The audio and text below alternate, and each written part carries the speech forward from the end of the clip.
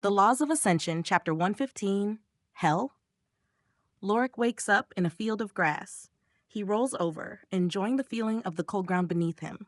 It takes him a moment to remember that he fell asleep on a couch, not grass.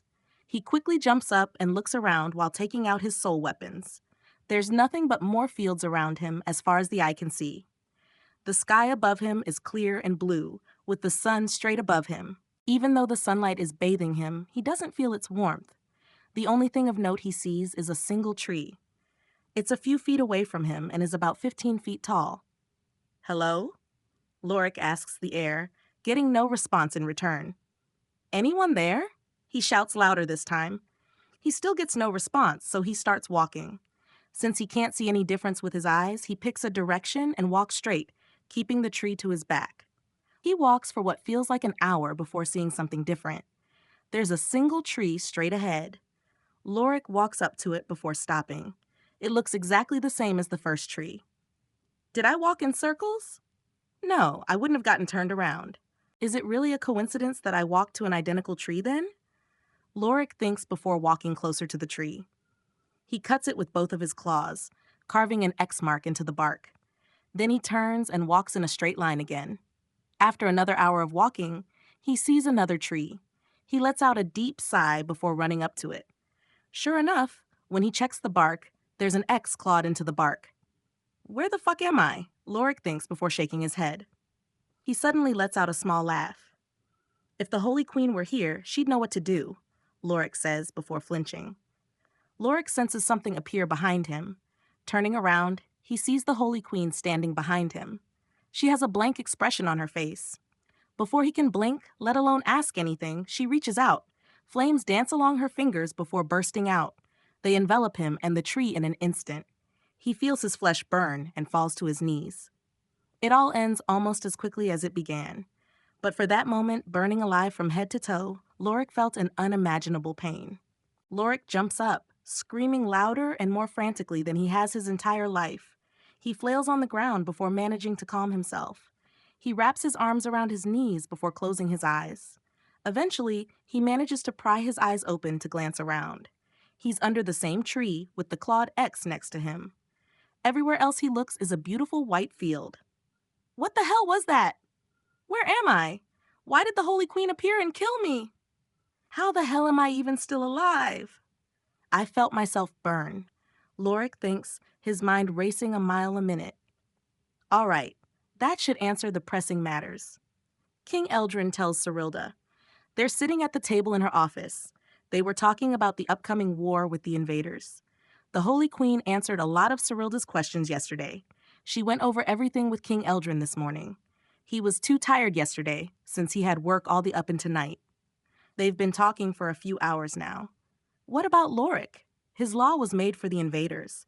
I'm not saying I want to send him into the battle, but I need to know what exactly he can do. King Eldrin asks Cyrilda. For that, she gave me this, Cyrilda says before taking a metal box out of her inventory. There's a glass screen on top, letting you peek inside. There are no seams or way to open the box. It's been sealed shut. Inside are rows of wax-sealed letters. She used her law and knowledge to make this. It'll give us letters when something happens that involves Lorik. She can't outright tell us now, as we'd change the future the ancient lords have planned. Cyrilda replies, causing Eldrin to sigh. I understand that, but it's frustrating being in the dark like this, he says, complaining to her. I know anyway. Have you thought about my suggestion? Cyrilda asks him, changing the topic before he can keep complaining. I have, and I'll ask when we get there. But I'm not sure if we can convince the Moonfell tribe of demons to help us. Though if Vera tells them about the invaders, they might. King Eldrin replies before the door bursts open. Vera runs in with a panicked look on her face. Vera? What's going on? Cyrilda asks upon seeing her expression. She gets up and walks over to her.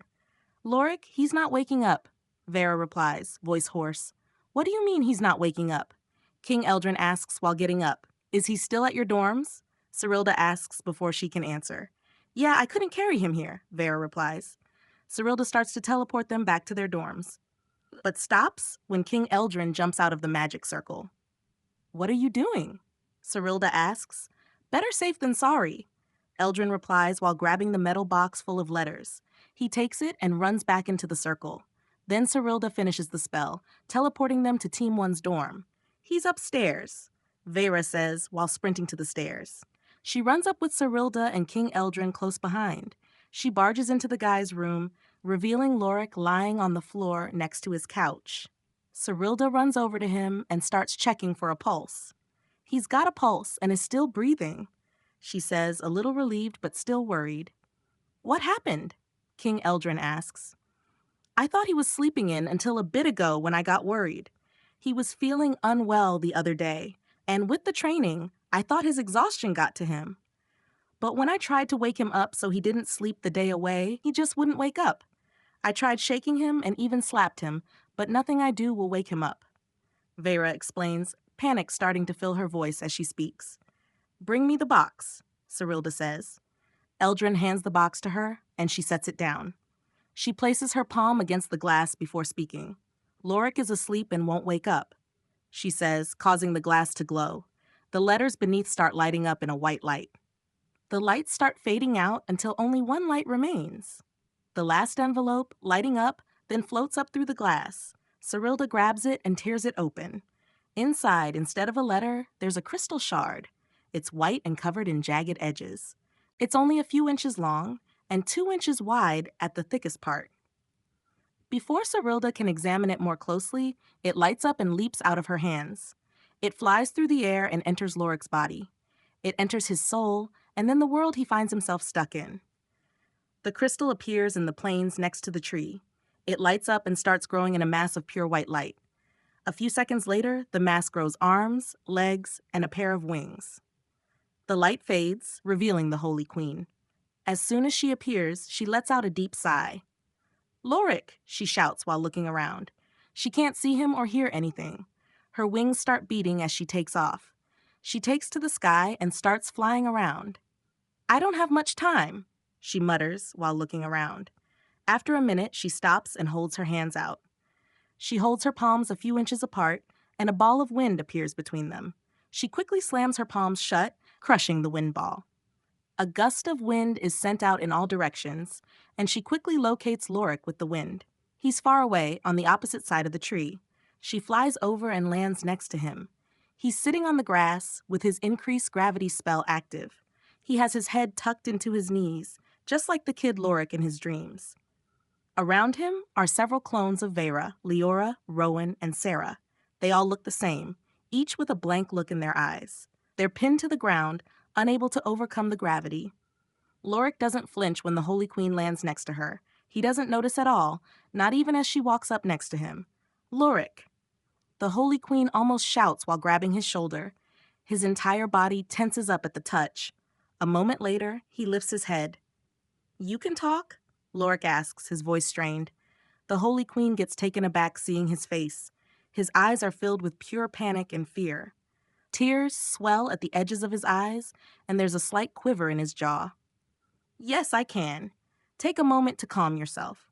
She replies after a moment to collect herself. She reaches out and creates a wall of light. This stops the clones from outside getting them and blocks Lorik from seeing them. The Holy Queen then sits down before closing her eyes. She's not the real Holy Queen.